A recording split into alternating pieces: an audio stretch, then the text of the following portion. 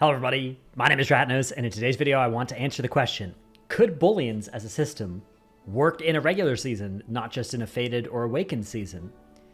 I think the answer is yes. I think it's something that is making this season a lot more appealing for me to play personally on a lot of extra characters as well.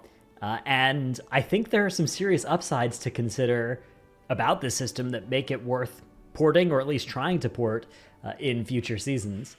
So let's start by talking about why haven't they done it in Dragonflight Seasons 1, 2, and 3, because of course they did it in Shadowlands 4 with the dinar system, and then they brought it back here in Dragonflight Season 4 in a buffed version, right? You're getting more purchases more quickly, and also more over the course of the season as well. You're not just capped at 3 total dinar purchases. So why didn't they put a system like this in the previous seasons? Well, there are a couple different reasons. Some of this is based off stuff they said. Some of this is me making stuff up or assuming or guessing as to what their rationale would be. First of all, dinar and bullions were created to solve a problem that doesn't exist in a regular season necessarily, which is that there's 3 raids worth of loot to get, and so you're much less likely to see any given piece, particularly in the rotating phase, not in the... Once you get to the phase where all 3 raids are active at once, you could maybe, kill a given boss every week, and you're back to having the same chance as a regular season. But particularly at the start of a season, or if you're in a guild that isn't going to do that, which is most guilds, then you have a much smaller chance of seeing any specific item that you want, and therefore a system to actually give you a chance to get those items was somewhat called for. That's part of the reason why we see bullions existing for raid items rather than for dungeon items, which I argued in a previous video. Little card thing in the top left, you want to go watch that one, would be a good idea to add to Season 4, would be something like that for dungeons as well. But that's part of the reason why it's not that way right now. So that's one reason why they're not in a regular season, is because they solve a problem from Blizzard's perspective that doesn't exist in a regular season. However, I think that it's still something worth doing in a regular season. I think that being able to get something like an Ominous Chromatic Essence, Aeronog ring in a regular season, even if, in a lot of Mythic Raid context, for instance, 20 people in your raid want the Aeronog ring, it's a very rare drop. Not everybody who wants it is going to get it. Now, the flip side to this is that when it does drop, it's a very exciting drop. Whoever does get it is going to be very happy.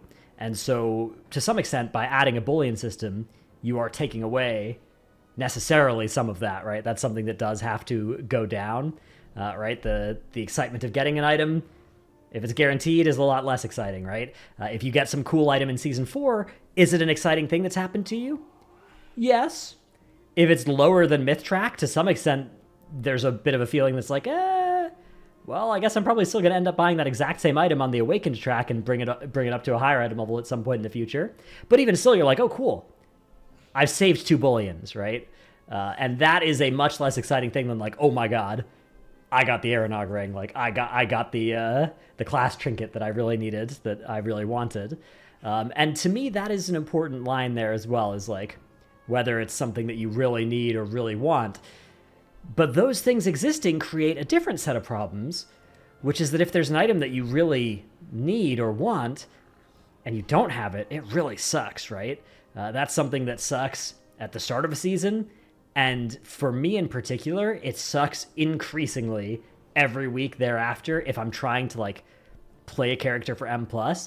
Now, I want to recognize that I play this game in a very different way than a lot of people do. Like, at the start of a patch, I'm all focused on raiding. I actually don't care too much about whether I get a certain item or not that is very rare from raid. I just assume I'm probably not going to get it, and there's almost never anything transformational like that.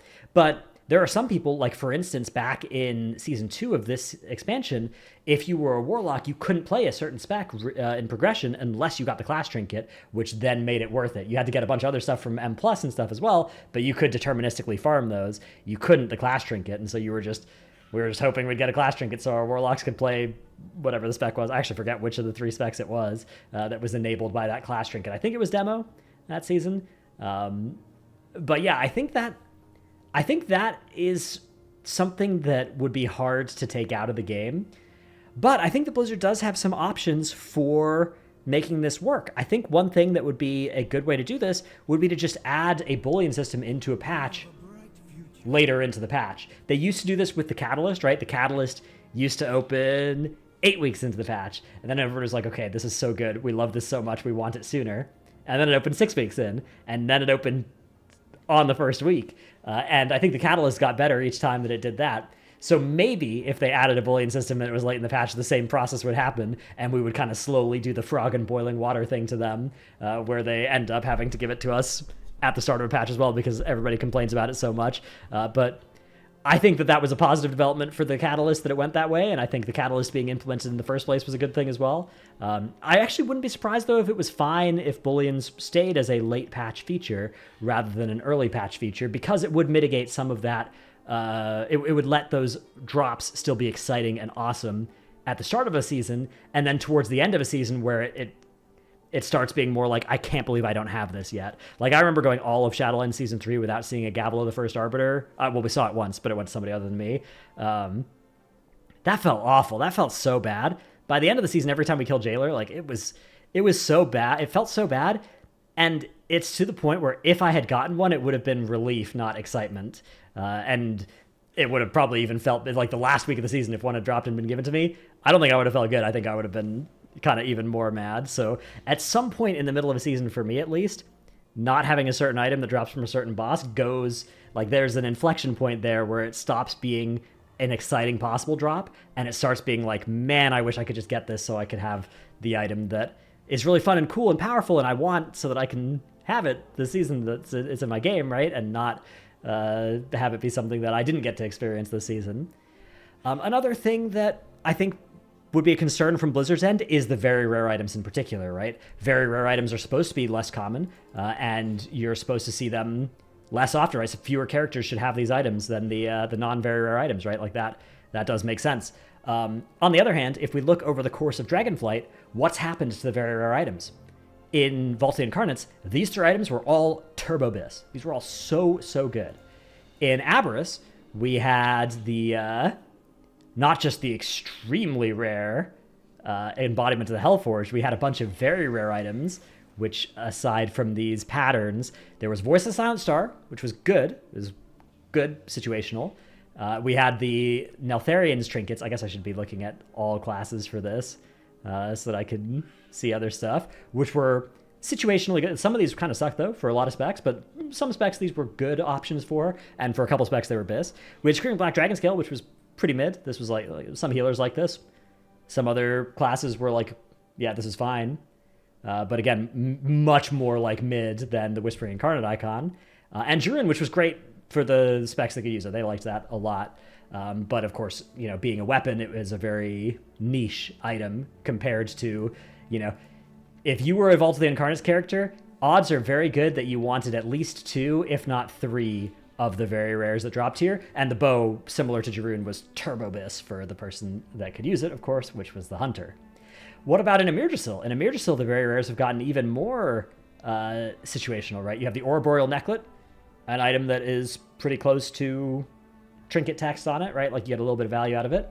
You have the 3 Fire Axe trinkets, which were good. Those are good trinkets. Those are good effects, although, somewhat situational. And a weird thing here with the Fire Axe tank trinket being that, like, non-tanks often for high M plus really wanted to get their hands on one of these things. And if you, depending on what class you were playing, you couldn't actually loot spec for it. You need to get it traded to you. And Dreambinder, which also was good, didn't beat Iridol for most specs of the season that it was out, and doesn't beat Vakash, a non-very rare item, for a lot of specs now. So nowhere close, right? There's been a decline in power of the very rare items over the seasons. Now, Blizzard hasn't said exactly why this has happened. It might be unintentional. It might just be statistical noise. It might be them choosing smartly to tone down the power of those sorts of things.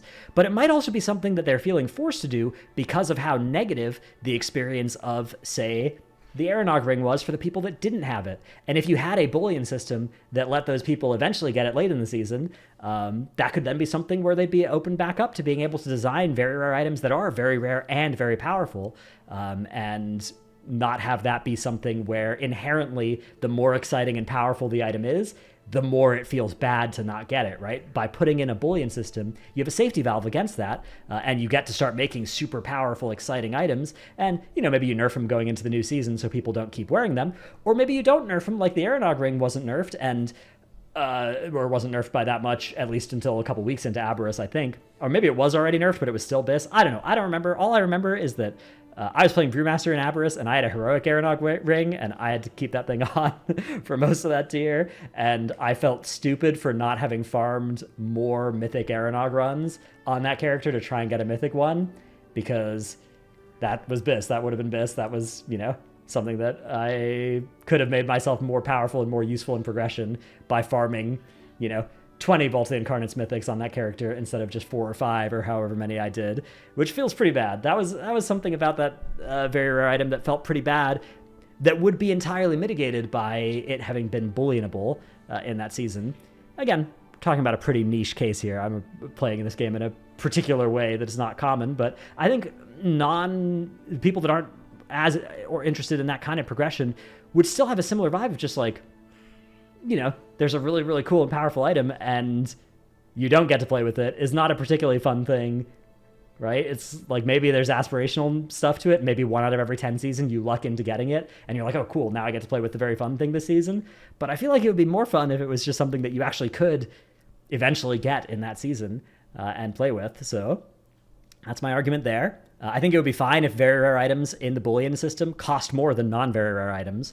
I think that could be something to preserve their rareness, their specialness, to make it a better drop when it still dropped in Raid, and something that you still could get eventually if it didn't drop for you, but maybe a little bit more eventually. Maybe that would be a compromise that could work here.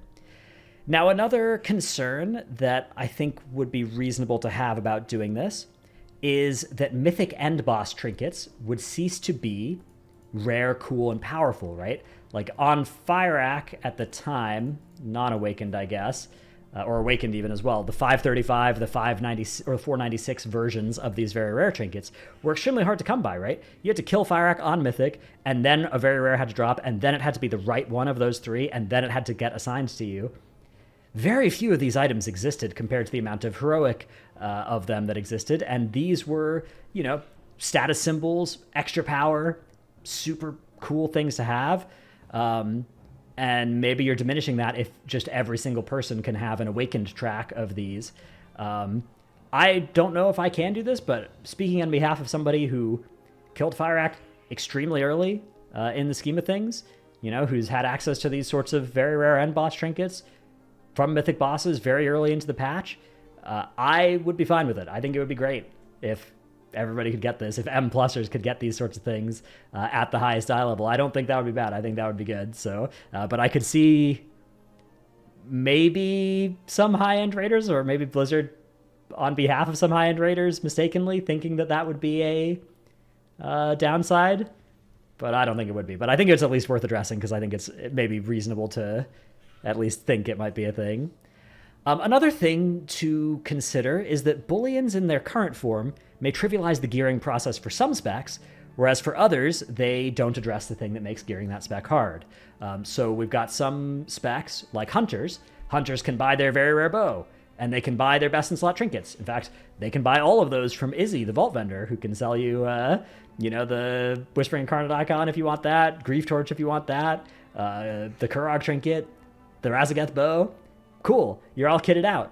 If, on the other hand, you're coming in on a character that wants, say, Iridol, or Cheat Death Trinket from Dawn of the Infinite, or Nezuro, the Unbound Legacy, or Firalath, the Dream Render, any of these items, you're not getting helped by the Bullion vendor to actually acquiring those things. Of course, you can get the upgrades for the legendary items from them, but depending on where the sources of where your gear comes from, the Bullion vendor may exacerbate a problem that exists in some patches, and this is one of them, where you're looking at a new character to roll up and you're like, ooh, that one I can gear with Bullions, and that one I can gear by grinding Dawn of the Infinite for the next 5 weeks, and Firac for the next 14 weeks, and, then I'll have the stuff that I want, and maybe that would cause people to choose the Bullion gearable ones over the other ones. I think that would be a huge problem if it existed, but I don't think the way to solve it is by cutting out the Bullions. I think the way to solve it is by making it so that the gearing for those characters that don't have a good way to currently gear would also be fixed. And I think they should do that for this season like they should in any future season. Another possible thing they could do with this is, rather than making it a Bullion system operating as the way that it currently does, they could instead look at the model of the Omni Tokens. Now, Omni Tokens right now drop, so there's two different ways of getting them, right? There's the Master Omni Token, you get one of per season, that comes from AOTC or Keystone Master or Rival, I think, in PvP. You get one of those, and that fills out your tier. You get one piece of tier from that. Or the last boss drops Omni Tokens that let you get any tier piece. Now, potentially, one thing they could do if they didn't like the idea of everybody getting a Bullion every week, everybody pulling out their calendars and being like, okay, on June the 27th is the day that I get my BIS trinket, right? Maybe they don't like that. So maybe what they could do is they could add, instead of Omni Tokens being for tier, now that tier is largely solved through the Catalyst being open right away, they could take that and change it into a Bullion type system. Now, maybe you have to be a little bit careful with, you know, everybody getting a Bullion right at the start of the patch. Maybe you instead have that be something that unlocks later down the line, right? A month or two into the patch, you unlock the vendor that lets you turn in the Bullion from AOTC or Keystone Master, or maybe you keep this one being for tier. But maybe you change the Tempo Stones that exist right now into Bullions, something like that. You know, maybe you need one rather than two to purchase anything. And now all of a sudden you've got maybe the best of both worlds, right? You don't have this kind of weekly calendar thing, and you still have RNG about whether you get assigned the Bullion, right? Whether you win the roll for it, whether you get it traded to you. I think that would be a little bit worse for me as a player than if it was the weekly thing, but I still think it would be better than not having it. So I think that would be that could be an option if they didn't want to do the weekly thing. I think it would be better than current, but I'd rather see it be weekly. And then one final thing I want to talk about is very commonly a suggestion that I see for this is making it so you could buy it with the Vault Bad Luck Protection, or not Vault Bad Luck Protection, but the Vault Pity Token things, where that you get tokens of merit if you don't take an item you want from the Vault. And I think it would be bad to do that. Particularly, I think it would be bad if that happened at the start of a season. Depending on the numbers, it would almost certainly be correct, and it would probably feel bad to not take your Vault and to instead take the, you know, tokens of merit. For instance, if it just cost 6 tokens of merit to get any item you wanted, your Vault would stop being anything, right? Like it would be, ooh, do I see something that I want to spend Bullions on with a tertiary on it? Or am I taking my Bullions and buying whatever it is I want? If you make it cost more than 6, you make it cost 12, it probably is still right for most people to get one Bullion item every 2 weeks rather than to get 2 weeks worth of vaults. But boy, does that feel bad. Opening your vaults turns into this experience of like, ooh, there's a pretty good item. I want that.